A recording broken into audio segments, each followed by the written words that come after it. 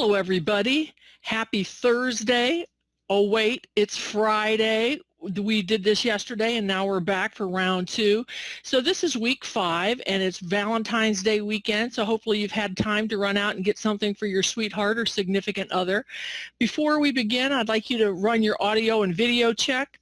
And something that I've noticed in the last week that's particularly important is the bottom pane down here where you need to expand the panel. I noticed that I have not been doing that, but that actually is very helpful. So if you're not doing that, you probably want to start doing that.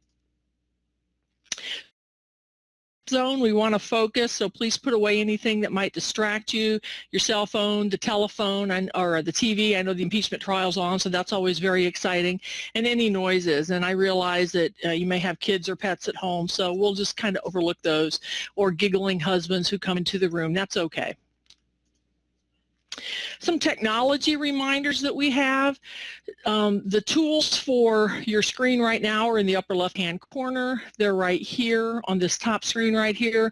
We'll be using those throughout today's lesson. And the second here is the bubble function for the chat box. I will be putting a link in there when we go into our breakout rooms, how to mute and unmute your microphone. And then in the middle here, we will talk about how to get to breakout rooms when it's appropriate. And then on the far right, when we go into breakout rooms, you're actually going to be importing something from the internet. So I will go over that again, but these are just some reminders. So just keep that in mind. Check if you can hear me and see the red record button in the upper left hand corner of your screen and see the words quality check. Could everybody raise their hand, please? Great. Pam, Jenny, Danielle, thank you very much. Just go ahead and lower your hands. Appreciate that. Okay, so today we're focusing on chapter 6 of Thinking Collaboratively by Garrison, and my slide today is a little bit different than I normally use for a header slide because we're going to be talking about research. And one of the things that I want you to notice, and this is actually from an article that I wrote with Dr. Stover and another faculty member at Wright State in the Journal of Higher Education, you'll notice right here where I'm circling, these are just means. They're mean ranks. And we did some very basic statistics with that. So really what I want to point out here is that research into the community of inquiry and just instructional design has been going on for quite a while. Some of it's very, very based, and other is in fact quantitative. So that's some of the interesting stuff that we're going to talk about today.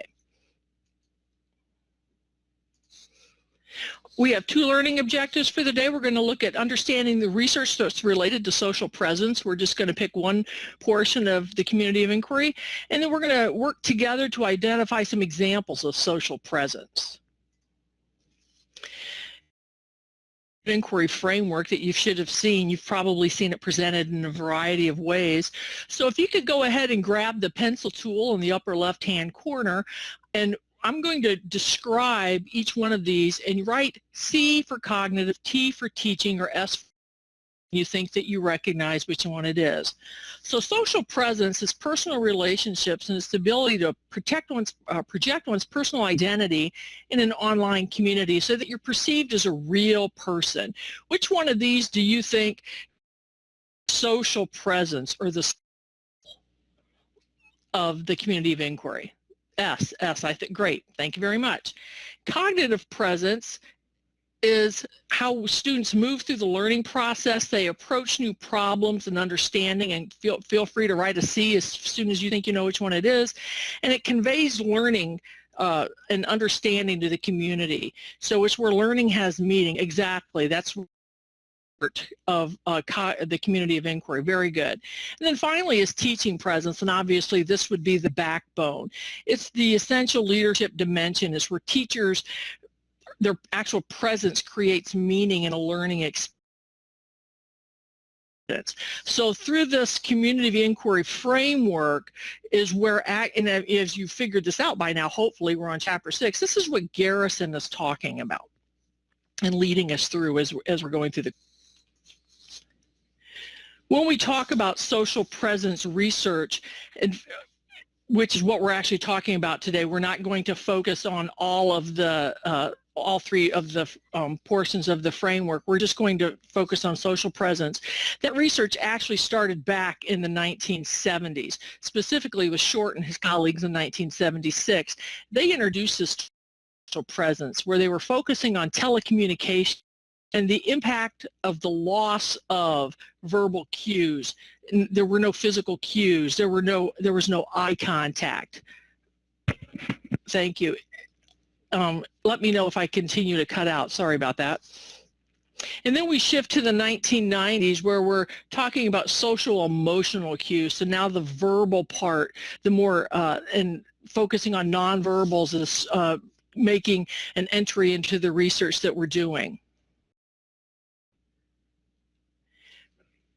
Forward to the 2000s, this is where it becomes interactive and more cohesive. And Garrison, actually, the author of our text, coined this purpose of communication in 2009, where it's open communication, cohesion, and interpersonal relationships. And you can see here from the picture that I've provided that we've got two people here, but the people on the screen, you can see that we're able to verbally or visually see what they're doing, and they can actually have verbal communication with one another. So it's no longer the focus on the medium from the 1970s, it's more interactive. And then in 2009, this is actually where this new definition comes from, the participants to identify with the community. And we communicate purposely in a trusting environment and develop interpersonal relationships. So that's what this picture is intended to represent. So with the thumbs up or a thumbs down in the chat box, could you all let me know if when you're on a Zoom call or a WebEx or a Blackboard Collaborate, do you prefer to have your video presence available, or do you like to just have the little circle with the picture? So thumbs, or just, yeah, thumbs down, so you don't like having your video. Okay, Pam sometimes, and Jenny in small groups. Yeah, and I would agree. A lot of it, for me, it depends on what time of day it is, if I combed my hair, but more importantly, the size of the group, because the screenshot there, that makes me nervous with that many people. Verbally is going to do something that's going to embarrass them, and I want to know what it is. So then I get distracted and I start or pay attention. One of the things that relates to social presence research is the relationship that it has with student achievement and satisfaction. So here I've got a picture of a Wright State virtual graduation from fall of 20. This past December, and it had to be virtual because of COVID.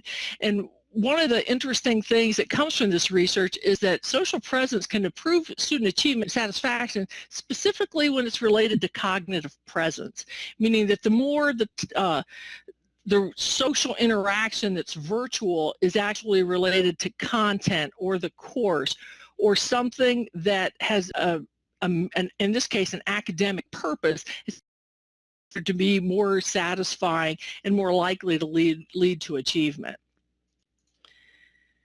Okay, at this point I'm going to get ready to send you to your breakout rooms, and what I'm going to have you do when you get in there is you're going to think about, as being a new instructor, and you understand now the value of this idea of social presence in the classroom, I'm going to want you to go out to the internet and try to find a you think represents social presence from the student's perspective.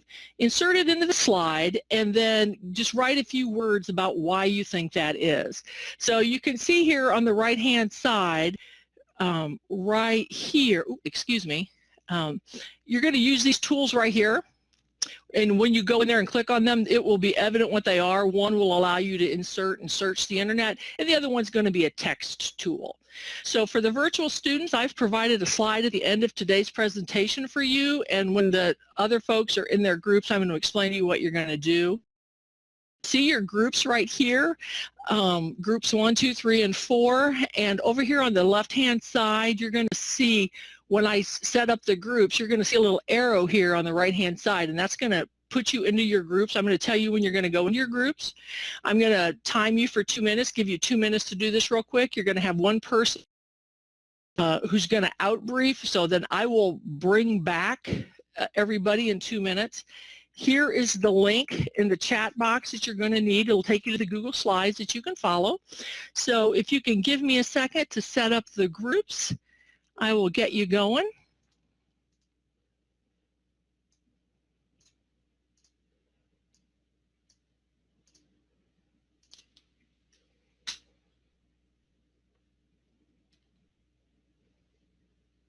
So go ahead and go into your groups. Mind your microphone when you get in there, and then when I pull you back, remember you're going to be on a hot mic. So you can go ahead and go.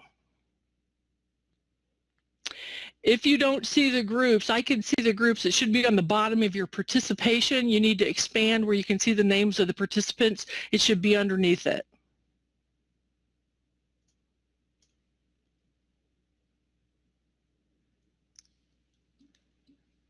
The rooms are not there. I can see the rooms.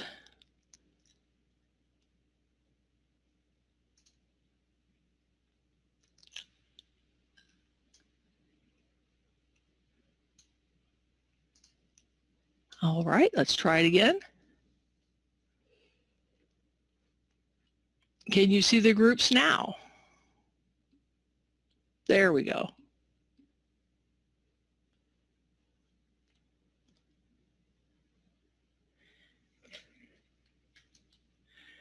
All right, for you virtual listeners, the slide again is at the end of what we're doing right now, at the end of the slide deck.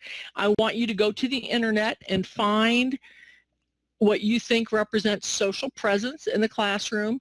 Put that into the course Dropbox along with a few words as to why you think that represents social presence from the student perspective, and then just submit that along with your assignment for the week that you have seen in the syllabus. And at this point, while we're waiting the extra few minutes for these folks to come back, does anybody have any questions? If you think about any questions that you might have regarding the course to this point or any of the assignments, I'd like you to send me an email. Don't use the course Dropbox, but email me directly with what your questions might be, so I'll be able to get back to you, okay?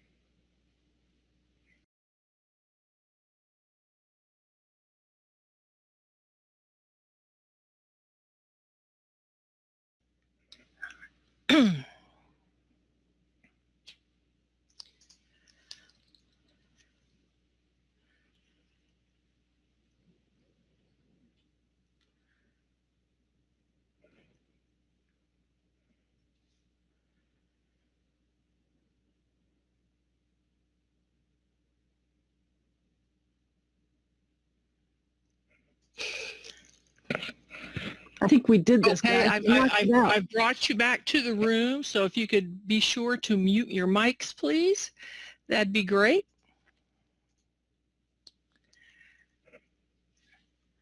Okay, so you should be able to see what Group 1 is doing or did in their breakout room. Group 1, do you have someone to speak to what your pictures are?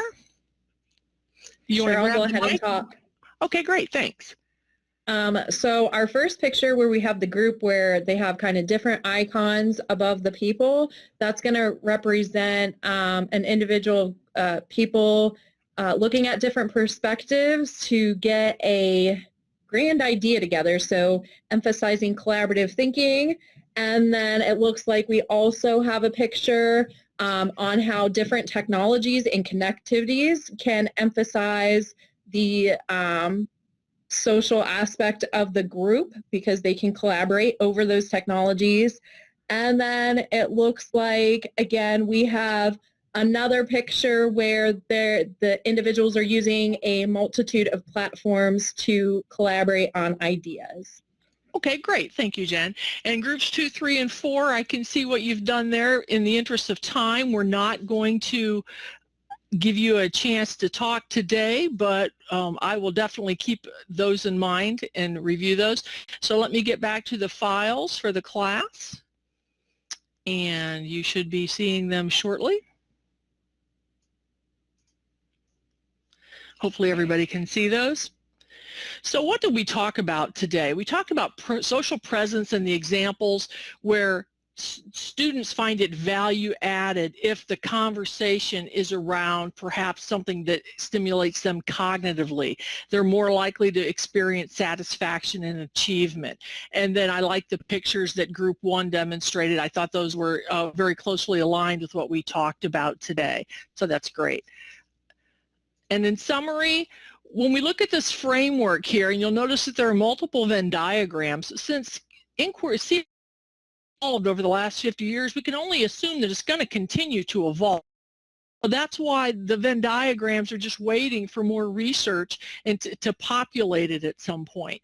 So that's what I have for you today. I appreciate your attention. Does anybody have any questions at this point? Go ahead and raise your hand. If not, I'm going to wrap up. If you think of questions after we do end the lesson for today, please just go to the course discussion blog and put your questions in there. And for the online listeners, the next slide after this is going to be your opportunity to do what Group 1 demonstrated for you, going out to the internet, finding pictures, and then putting a few words in there. So I appreciate everyone's attention for today. There is your slide for the virtual listeners. I appreciate your attention, and I look forward to next week, and thank you very much.